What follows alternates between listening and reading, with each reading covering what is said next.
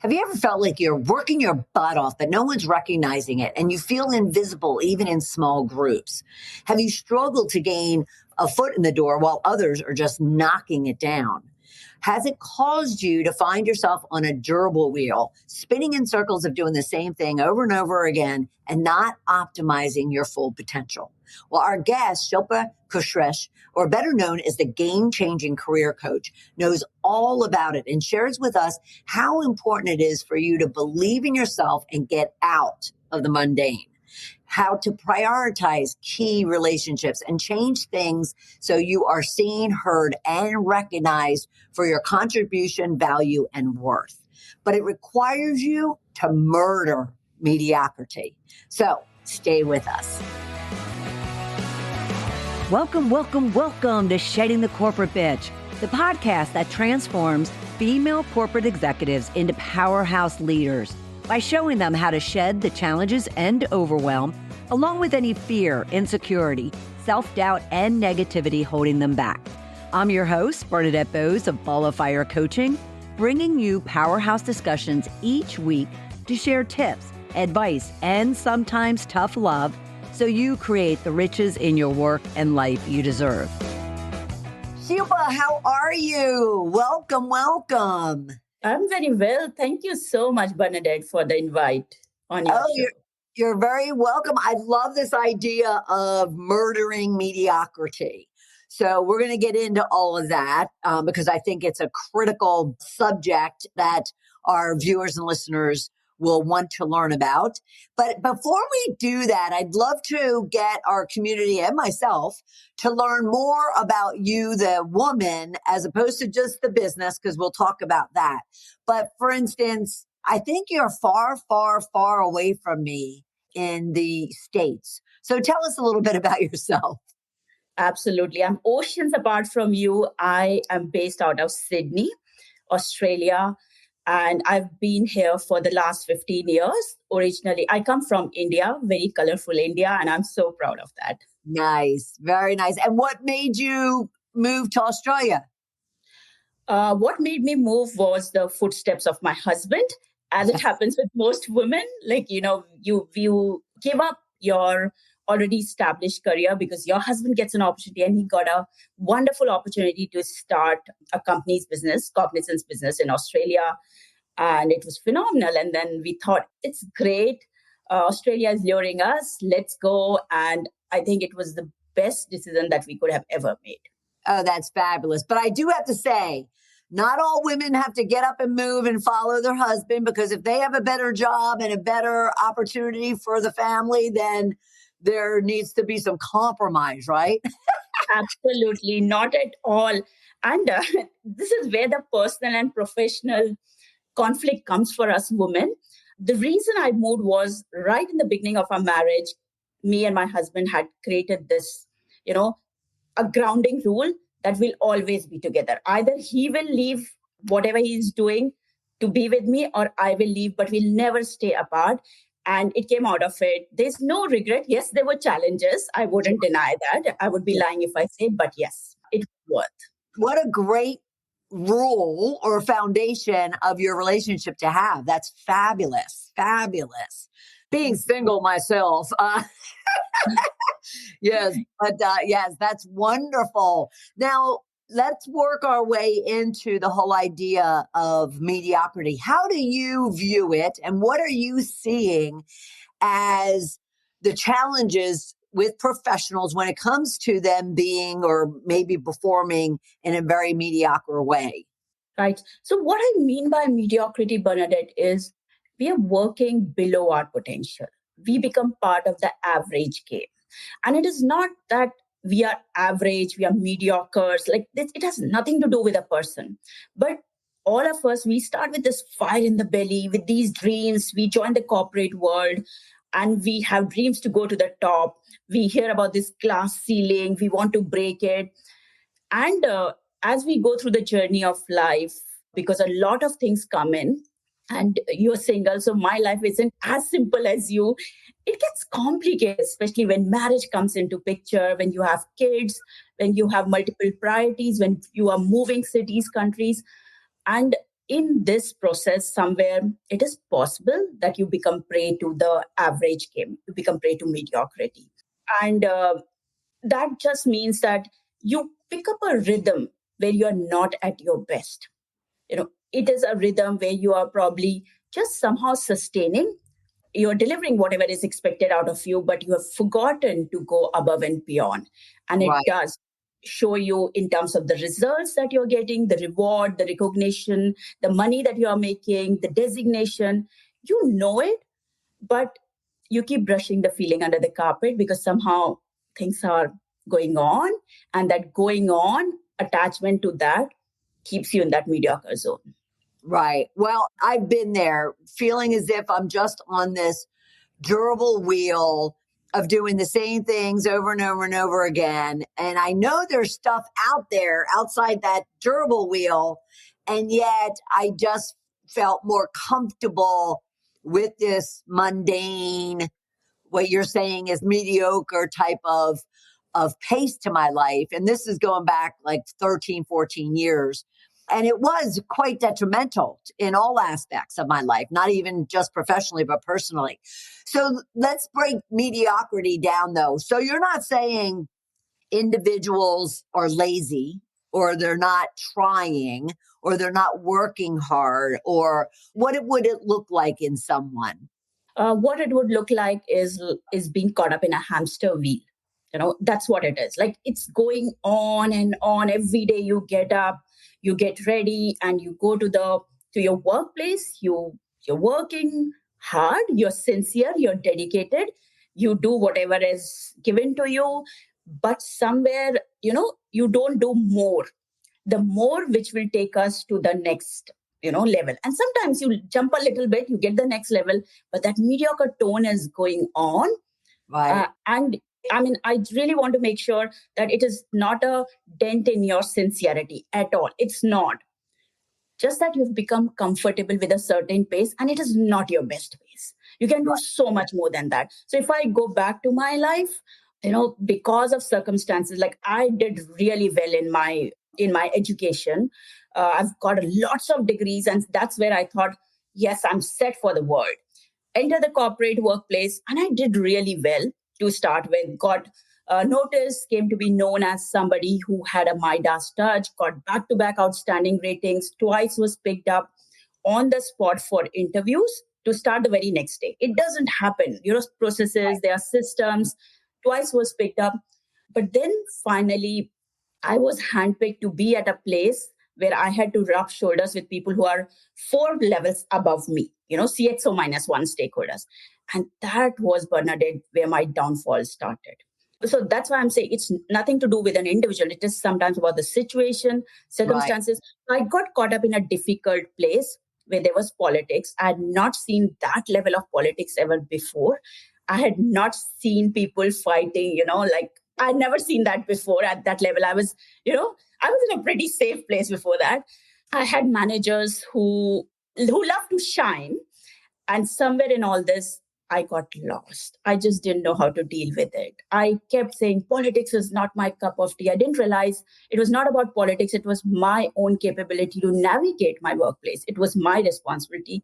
And I just gave in to the circumstance. And for 5 years, I was deeply wrapped up in this mediocrity wave. I was going on, but not going anywhere.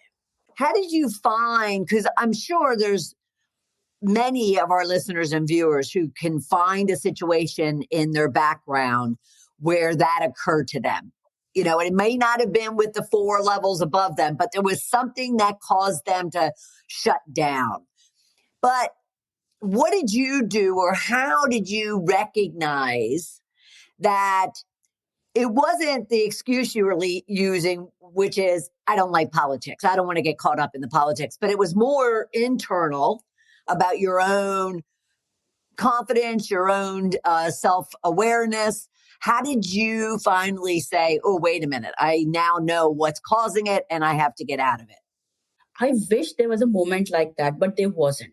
I kept keeping the feeling aside. So I remember every day when I was sitting in the boardroom, I felt like an imposter. I felt I'm the least learned of these people. I felt that, one day this all will finish. And these guys have no idea about that. I am clueless at this point, sitting in the meeting about what I have to do. So I treated myself as somebody who was the least, and I treated like this for years. So I got caught up in that mind frame, and I just didn't know what was happening. I didn't even know the word mediocre. It was 5 years back, my company said, so this imposter syndrome, mediocrity, it can go on till the date of retirement. But I was lucky that my company came and said, Shilpa, enough of your game. We don't need you any longer.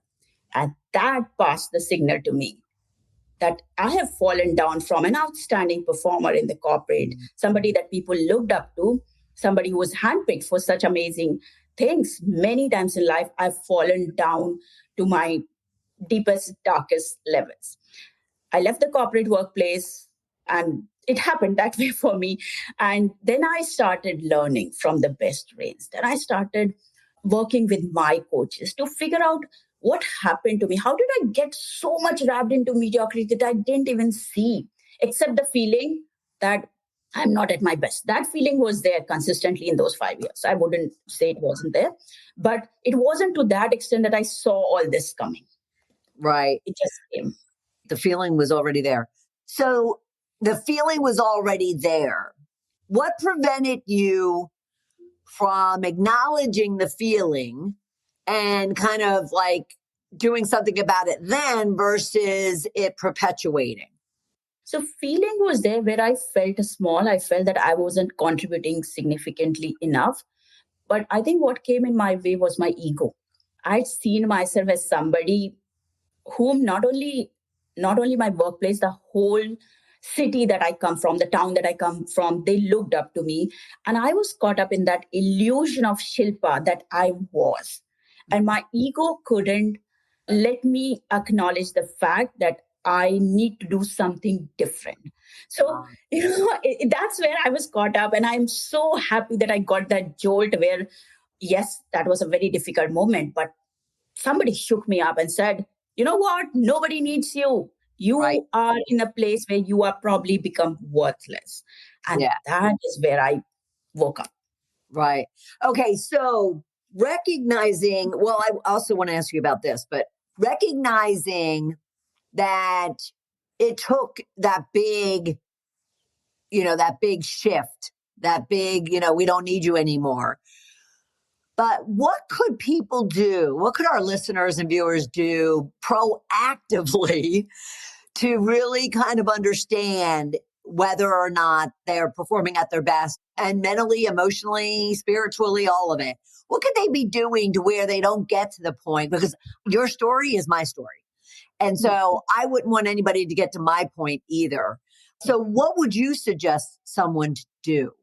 Absolutely. And this is the mission I'm on, like murdering mediocrity, recognize it before it reaches that level. So if you are sitting there feeling that I'm not working up to my potential, and potential is a word which is thrown around. Sometimes we just don't understand what it means, but I'm not feeling good.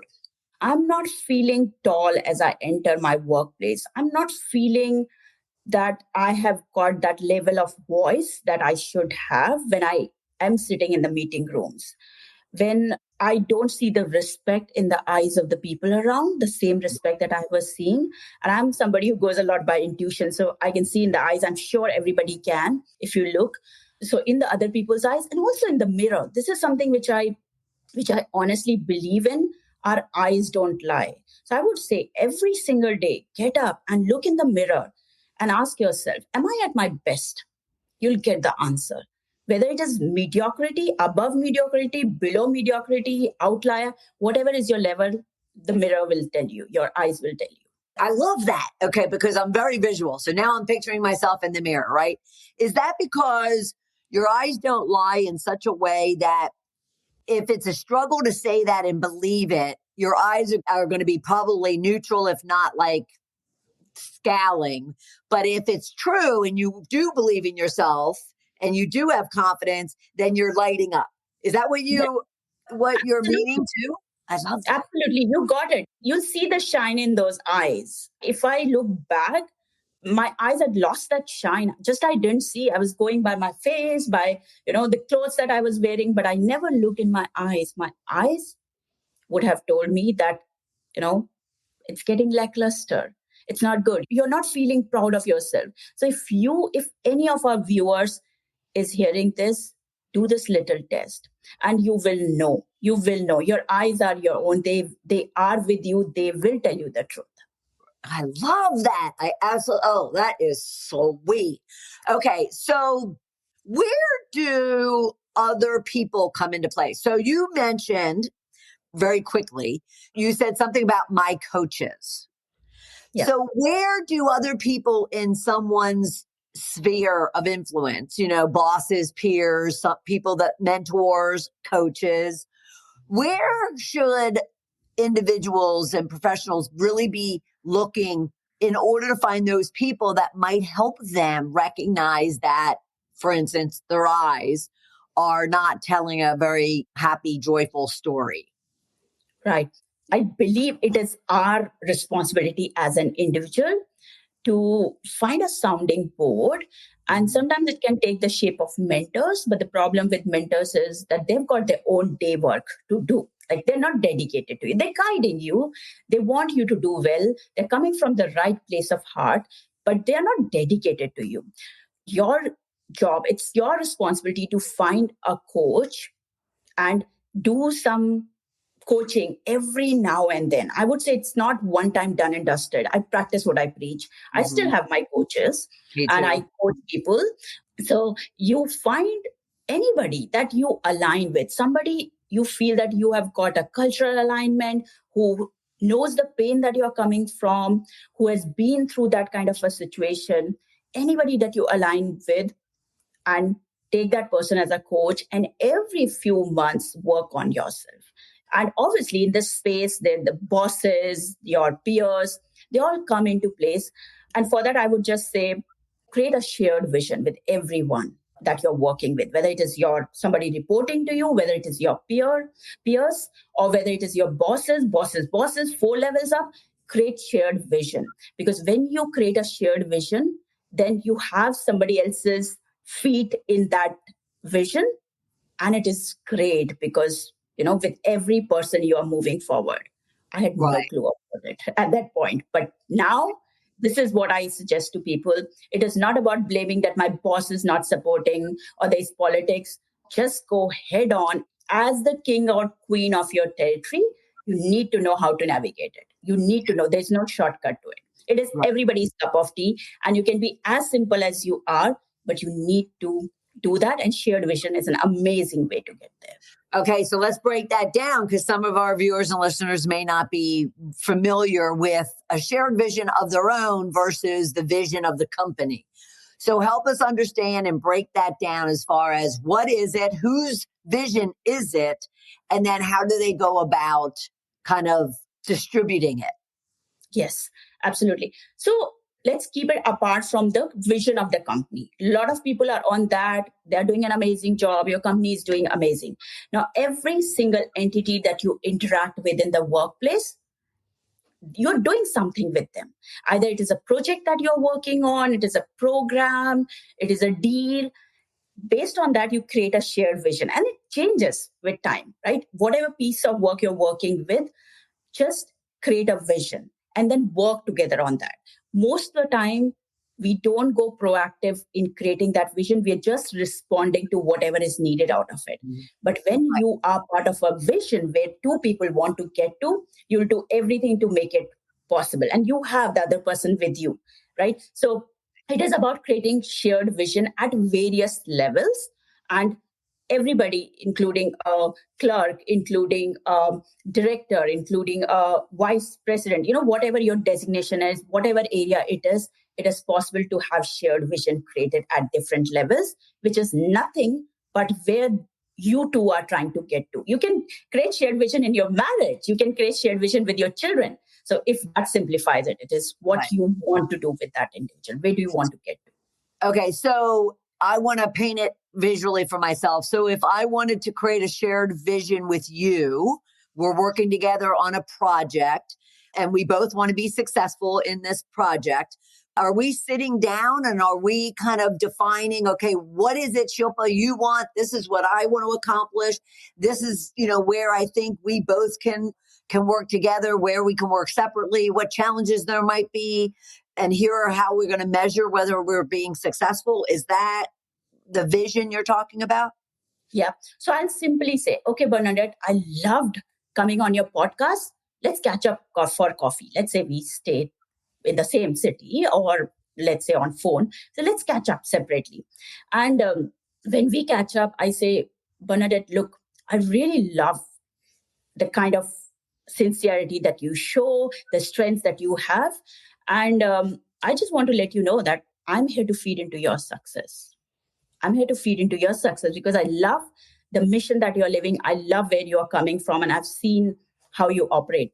So tell me, what is it that you're wanting to get to? And whatever I can do from my side, I would love to help or put my whatever 2 cents into that. So you will talk to me, Bernadette, about this is where I'm trying to get to. And I say, okay, that's a great mission. Let us do something. Let us invite these people, because you have got the same story as mine. We've gone through the same pain. So let us build on that pain and let us break it into smaller, one topic at a time. Imposter syndrome, then mediocrity, then something else, how to bring that work-life balance and all those things. Let's break it into different topics and let's invite the experts on that. And let's create a show where one topic we go into detail, we go into cases, and we present it to our viewers, to your viewers, so that they have 100%, whatever is their pain point, they get a deep dive into it and they know how to come out of it after they watch your episode. Yeah. So in this case, Bernadette, I am seeing where you're coming from and I am bringing my experience and my knowledge to create something amazing for you. Nice. And there's some win-win for you as well in it as well, Absolutely. Right? Absolutely. Yeah. As I said, I feed into your success. It automatically means that success comes back to me, right? So you give and you get more than what you give. Always it is the case. Right. I love that. Oh, you are just full of great stuff, Shilpa. But we're not done yet. All right. So how does one really murder mediocrity? What can they really do? And I love your whole platform around creating a powerful, euphoric career. That's more than just saying a great career. I mean, euphoric career. What are those things you help others to do to murder mediocrity? What do I help them do is about a deep dive within themselves. The same deep dive that I did in 2018, because that just woke me up. That told me what my strengths are. So I take them through a deep dive where they understand why is it that they are not able to get that promotion? Why is it that they are not able to attract a new job? Why is it that they do not have great professional relationships at the workplace? Why is it that they have lost their voice over the years? So that deep dive enables them to understand what is coming in the way. What are those patterns that they have become used to, that has become their habit? What is their belief system? What are the experiences that they have? What are the baggages that they are carrying from the past, which they are still caught up in, and it is impacting the future? So I go through all that deep dive, and at the end of it, people know that they're standing there unleashed, free from all the burden that they have been carrying.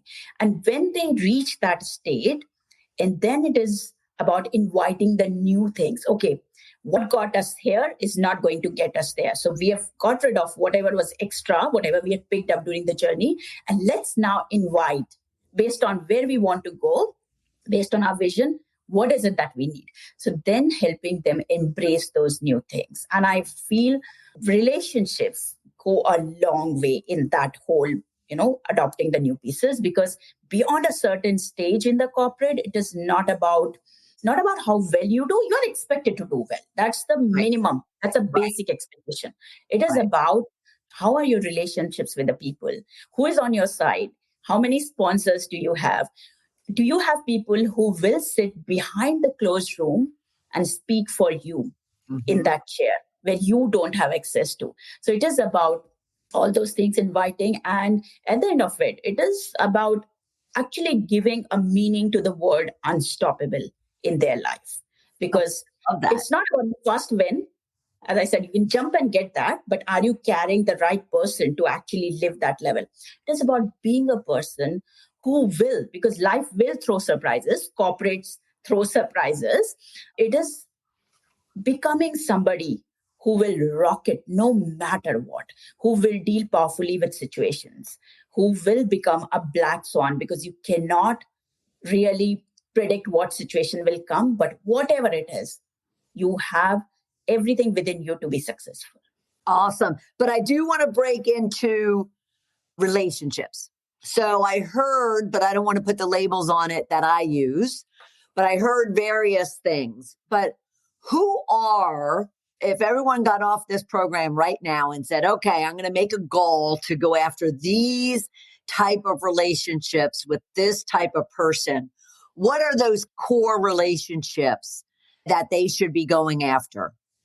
Absolutely. I love the question. So there are a few levels that I feel that it's a must. It's a must. So number one is your relationship with your eyes, with yourself. That's the first relationship. If your relationship with yourself is not good, you'll get into self-doubt, lack of courage, all those fears, anxiety, stress and all. So first is your relationship with those eyes.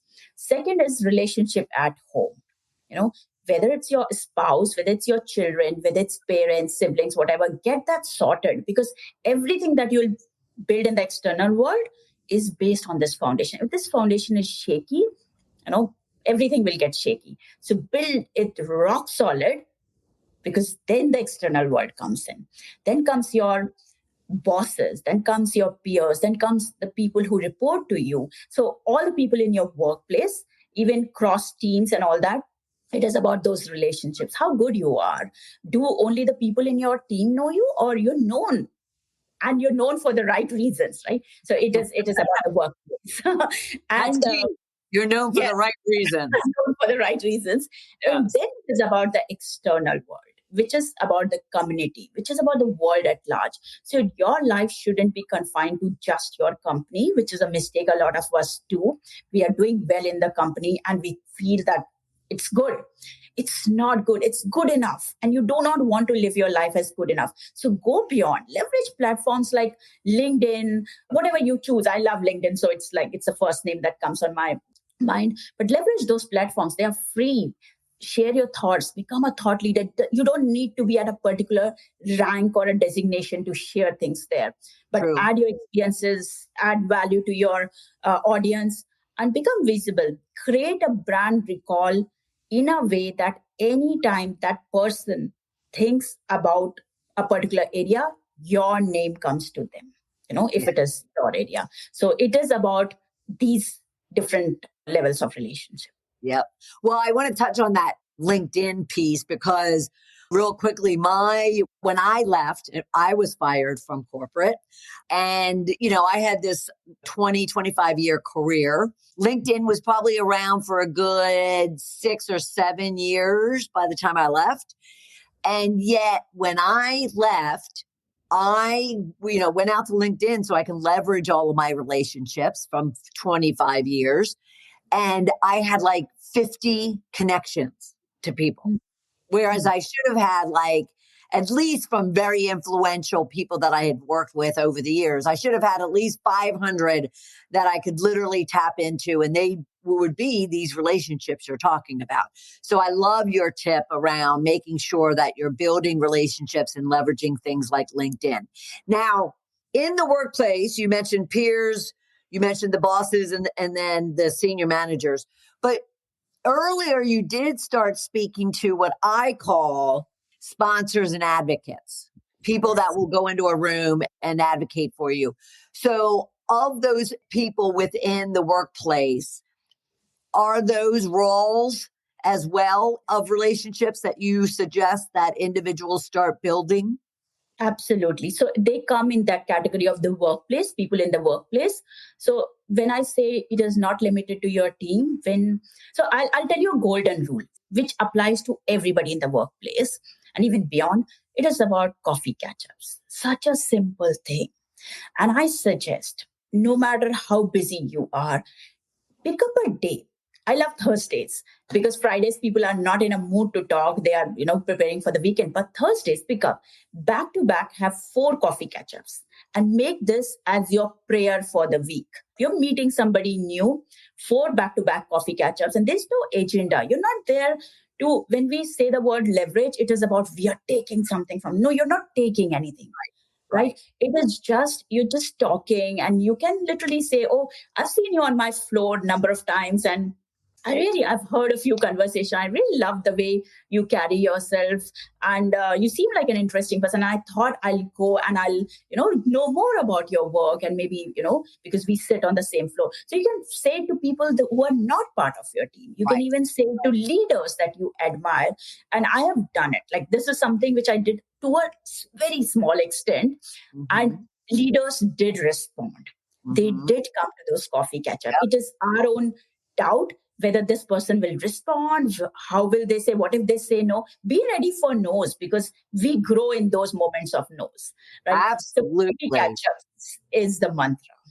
I love that. I absolutely love that. And you're right. I mean, who cares? No's a 2-letter word.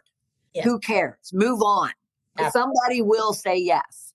And at the same time, what I also learned from a sales perspective too is no doesn't mean no. It just means this isn't a good time. Yes. Yes. So I'll throw that out there too. This has been great. Do you have one last tip or piece of advice for our viewers and listeners? One last piece of advice. Look, what I would say, it is not about, usually when we are working, we make it about what we do between 9 to 5. But it is not about that time. It is what you do between 5 to 9 is what takes your career to the next level. So focus on that. Focus on literally, get into an observer mode to see what do you do. Do you waste all the time after you have done your day job, or are you focusing on creating the future that is in your mind? So 5 to 9 is the golden time. Damn. Love that, Shilpa. Love that. I've never really thought about it that way, but that is absolutely spot on. Thank you so much. This has been we could have talked forever. This has been a wealth of information, and I so appreciate you giving us your time. Thank you so much. And I'm really honored that you invited me. And I hope this episode is useful for your audience. Absolutely, it is. No doubt about that. Thank you so much. Thank you. I absolutely loved this conversation with Shilpa Kulshrestha of Scintillate, all around how you need to murder the mediocrity that might be just holding you back, causing great frustration, and making you really kind of dislike getting up every day and going into work. And she brought up such powerful, not only her own personal stories, but tips and strategies and experiences her clients even have had and how she's helped them overcome them. So I absolutely enjoyed this. I wonder what you took away from it yourself. And we would love to hear kind of what you were able to take from it, and or any questions that you might have for Shilpa or myself. So go to LinkedIn and be sure to follow me at Bernadette Bose and leave us a comment or a question. Shoot me a DM, and I'd be honored to be able to support you and help you and respond to that, or get it to Shilpa so she can follow up with you. And then if you have any questions, or you have challenges with yourself or a team member or your team when it comes to really murdering mediocrity or more so, then feel free to book a call with me and let's talk about it. Go to coachmebernadette.com/discovery call. You are not alone. We are here together, and we're here to make you a powerhouse leader. So I'm honored that you were with us this week, and I'll look forward to having you for another episode. Take care, everyone. Bye.